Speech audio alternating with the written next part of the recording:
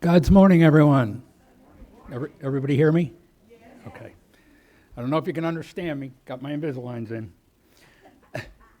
For those who don't know me, or if you're new here, I am Robert Filbert. I'm the chairman of the Board of Trustees here at Unity of Palm Harbor. I have the extreme pleasure today of introducing one of our favorite guest musicians and speakers. Reverend Tracey is not here today. She is spending time in Atlanta with her family for her birthday. She will be back next Sunday. So this gentleman I'm talking about, his name is Charlie Tweet. Of course. Charlie is one of our favorite guest musicians and speakers. He brings a warmth and humor in his songs and his talks. He has toured 15 countries on 6 continents with his inspiring talks, concerts, workshop, and spiritual Italy tours. I do urge you to ask him about his Italy tours, because we all know that like-minded people like to travel together.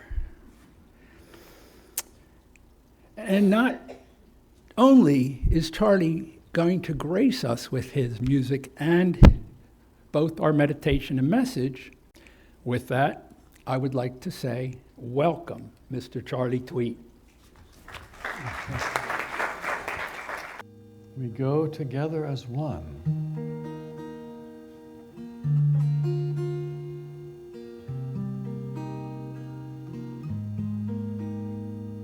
Maybe where we get lost is thinking that we really are separate.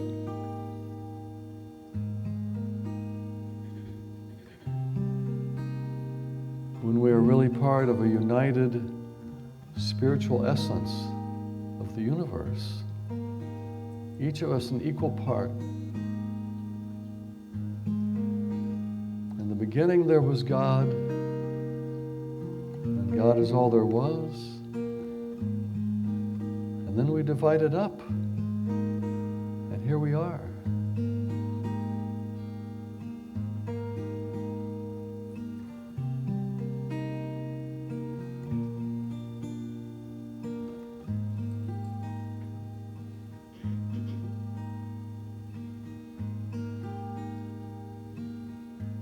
The Course in Miracles says a sense of separation from God is the only lack you need correct. It's just a sense. It's not the truth.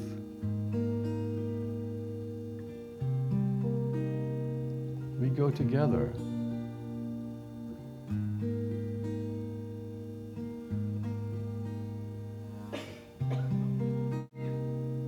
That's why we gather, to feel that connection, to see it's us, not just me.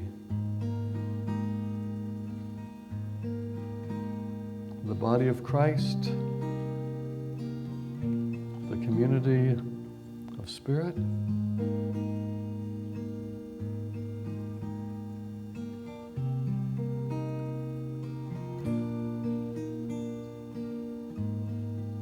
We are connected, and that's where we feel our love.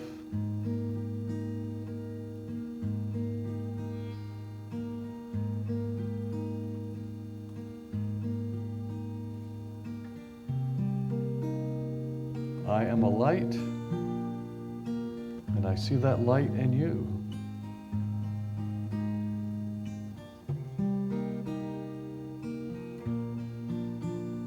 I am a light, and I see that light in you. Let's say that together. I am a light, and I see that light in you.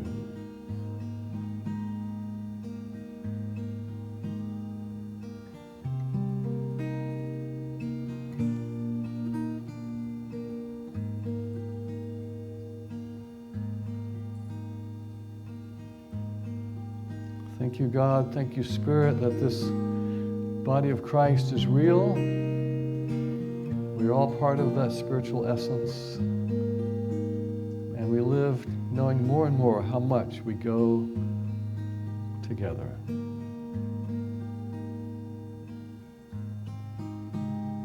And so it is, and so we are.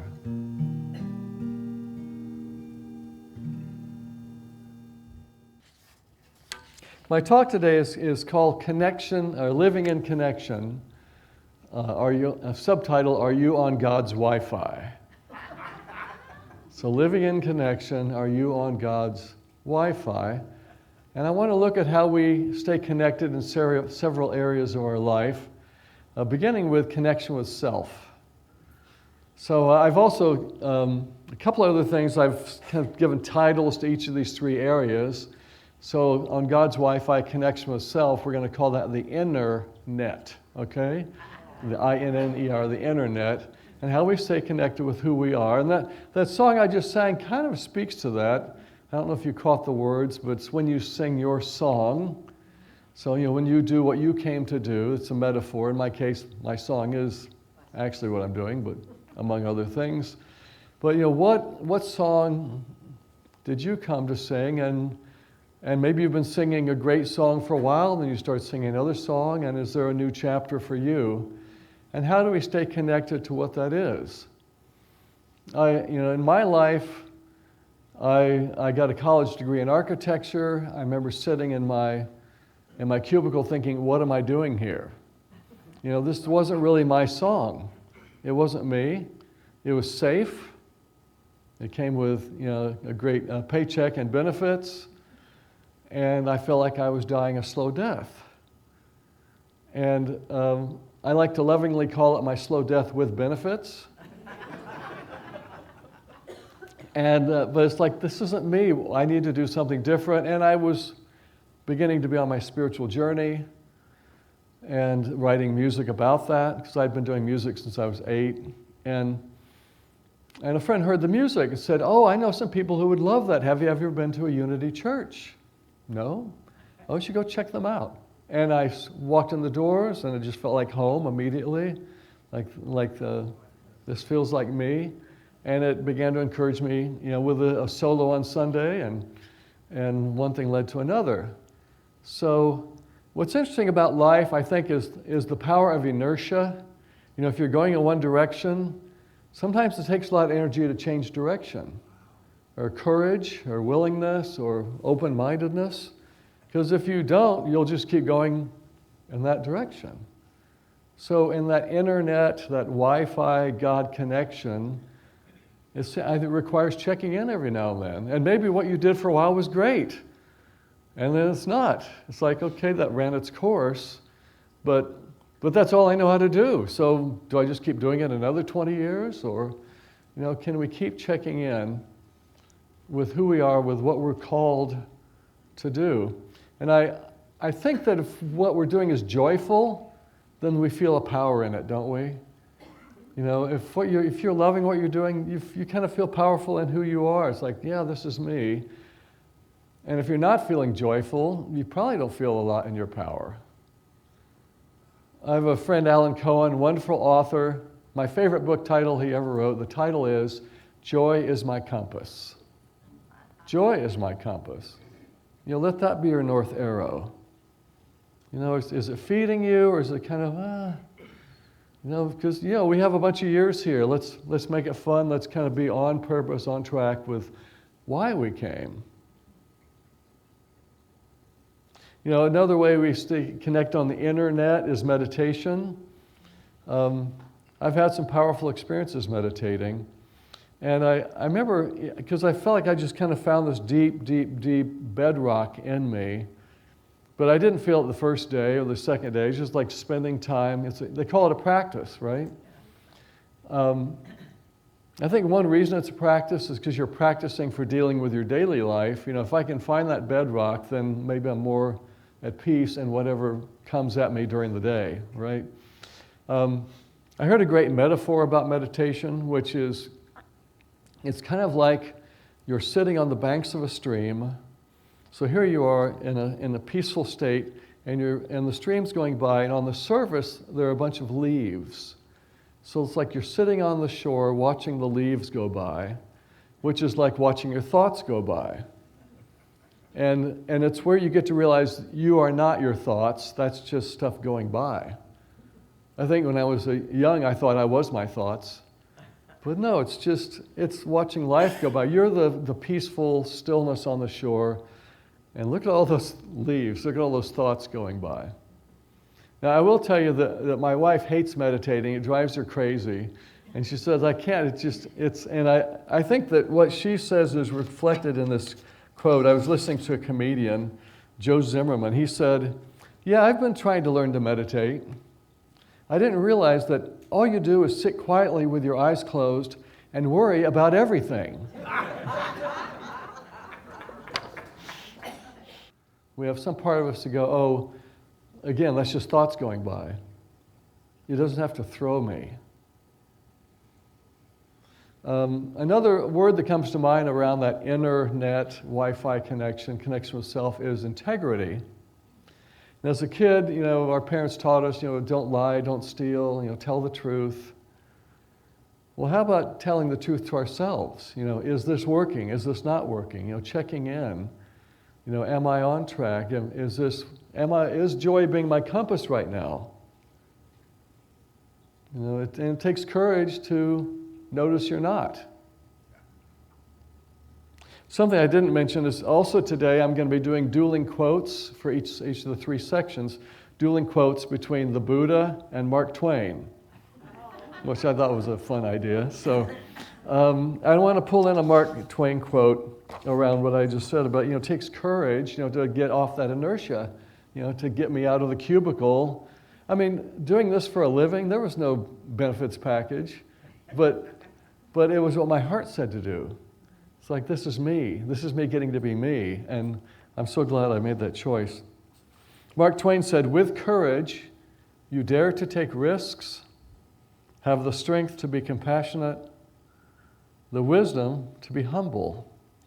Courage is the foundation of integrity. That's a great little punchline, isn't it? Courage is the foundation of integrity. Sometimes you have to be courageous to tell your truth, to be bold in a conversation, to be bold in your life, to get off that inertia. You'll just end up wherever that straight line's going. And the Buddha was asked, what have you gained from meditation? You know what he said? He said, nothing. Which I think can have a double meaning, like, I didn't get anything, but I got nothing. Nothing maybe is a good thing. Emptiness. He said, nothing. However, let me tell you what I've lost. I've lost anger, anxiety, depression, insecurity, and fear of old age and death. And aren't those all just leaves going by? So I've let go of thinking that that's me. I'm the peace on the shore. And of Course in Miracles, it says, nothing real can be threatened, that's you on the shore. Nothing unreal exists, that's these thoughts blowing by. Herein lies the peace of God. Can we just come into that inner connection on God's Wi-Fi? Okay, so section number 2 I want to look at is connection with others. And the song I chose to sing, We Go Together, I think it really speaks to that. That song came to me a while back, and I remember it kind of, you can never explain the infinity of the universe and how we got here and all of that, but it makes for a good story, doesn't it? That in the beginning there was God, and God is all there was, and then God got tired of being all there was and wanted someone to play with. So consciousness decided to separate into lots of little parts, and here we are. Works for me. I can't prove it, but I feel like I see it when I look in your eyes. I feel like we can see that's God looking at God. So we do go together, and one of the ways that I experienced that very deeply is a little workshop I went to years ago. I was just at the beginning of my spiritual path, and I wandered into a 1-hour workshop, and the 2 people leading it seemed to have this deep peace, so I already kind of trusted them. And about halfway through, they said, okay, we're going to do a little exercise. Find a partner. I didn't know anybody, so I picked some guy. So now set your chairs where they're facing directly across each other, knee to knee. So we did. Everyone found partners. And then they said, for the next 20 minutes, just sit in silence looking in your partner's eyes. Those were the entire instructions. So my first thought was, we're going to do what? So, okay. But I trusted them. I felt like I want to know what they know. You know that feeling, like, what are you doing? So I did. I sat, and I'm sitting there looking in his eyes, and I'm thinking, oh my God, he can see into my soul. I feel so nervous. And then a minute later, I looked and said, oh, it's only been 2 minutes. Oh my God. So it was mostly a lot of mind chatter, a lot of leaves going by.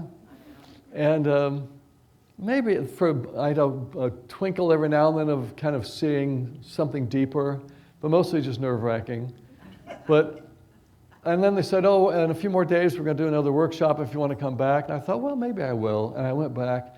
I ended up doing that exercise many, many, many, many times over the course of several months. And it got to a point on a Saturday, several of us got together, did a marathon of 20 minutes looking in a partner's eyes, quick break, came back with the same partner, another 20 minutes, quick break, third set of 20 minutes, a quick break, a fourth set of 20 minutes. And about halfway through that fourth set, I got to this place where I couldn't remember which body I was looking out of.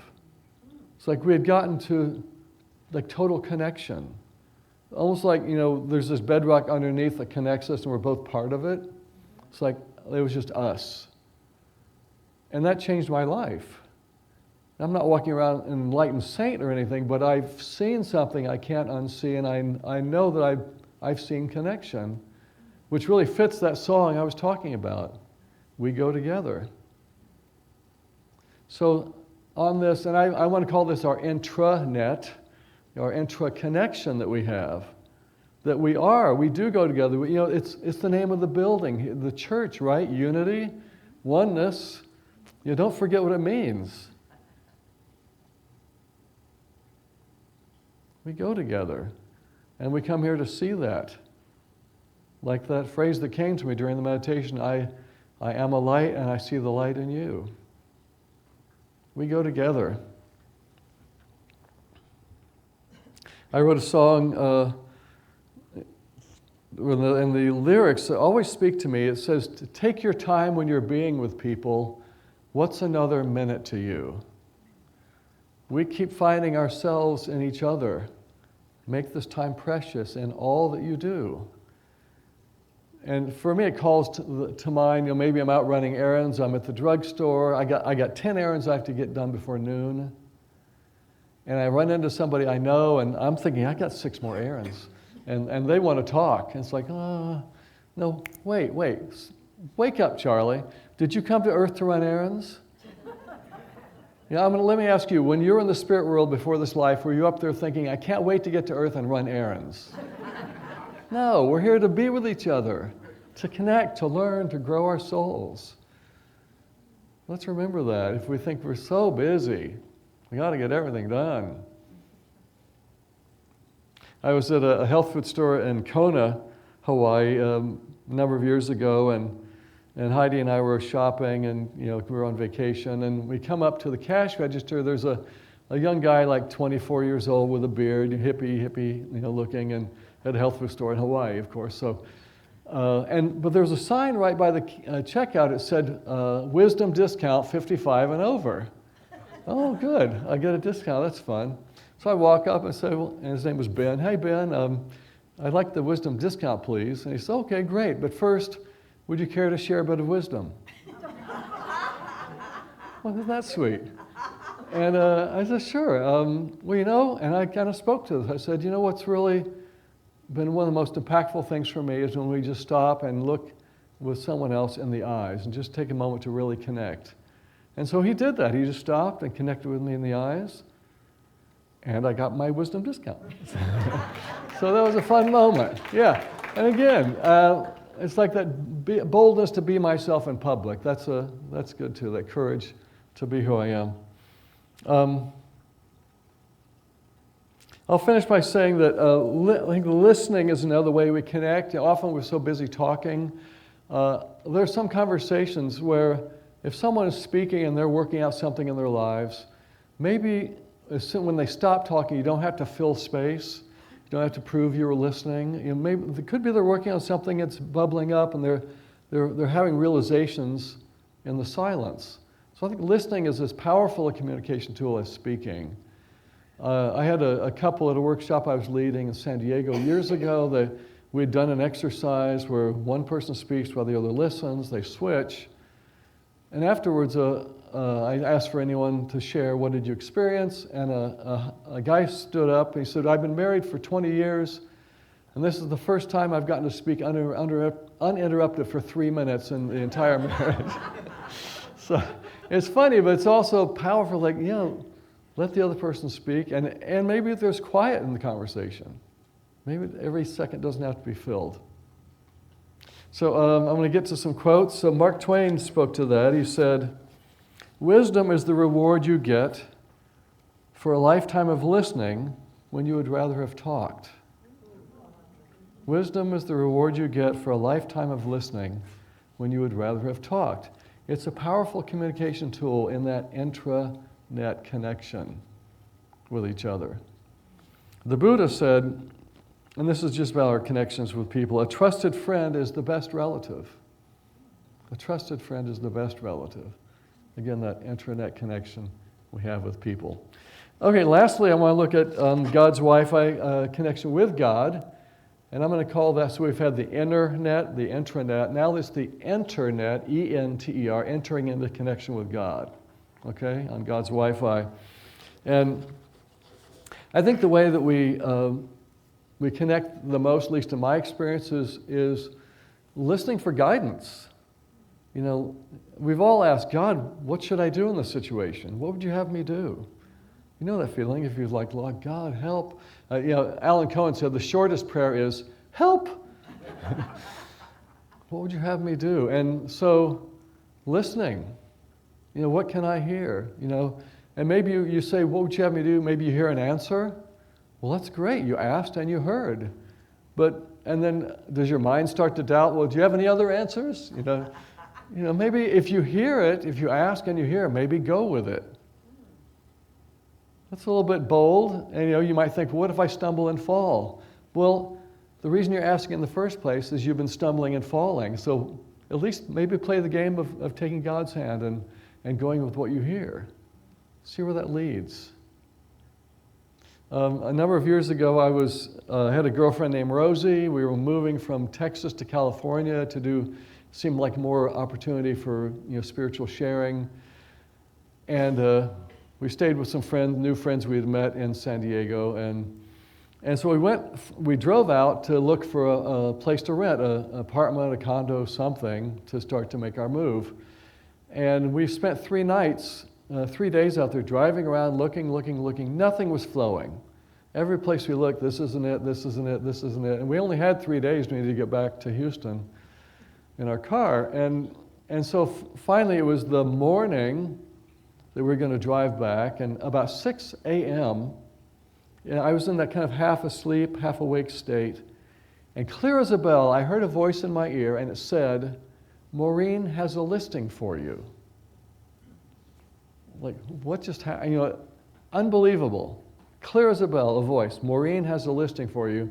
So this is guidance coming in, right? Because we've been asking, help. And Maureen was another new friend in the area.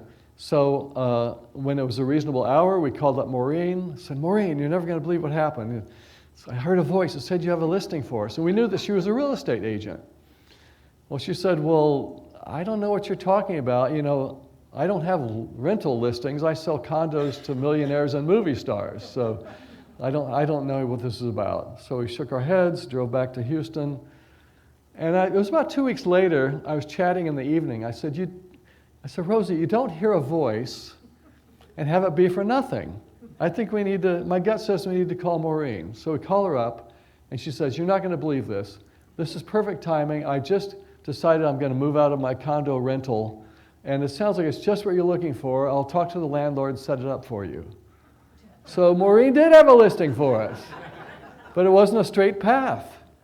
It took listening again and again. You know, the moon rocket to the moon, back in the 60s, it was never on course. It was always course correction, course correction, course correction. It wasn't like they just aimed it, okay, go to the moon. No. And that's us. That listening, keep listening, adjust, course adjust, open to guidance, open to hearing in unexpected ways. On that enter into connection, internet with God. So I want to wrap this up. Again, we're looking at the internet, connection with self, staying in integrity with your soul's journey. You know, what brings you joy? And then the being connected with others. Take your time when you're being with people. I am a light, and I see that light in you. And then finally, opening to guidance on the enter into net, the internet with God. Be available for that deeper knowing on God's Wi-Fi. Thank you.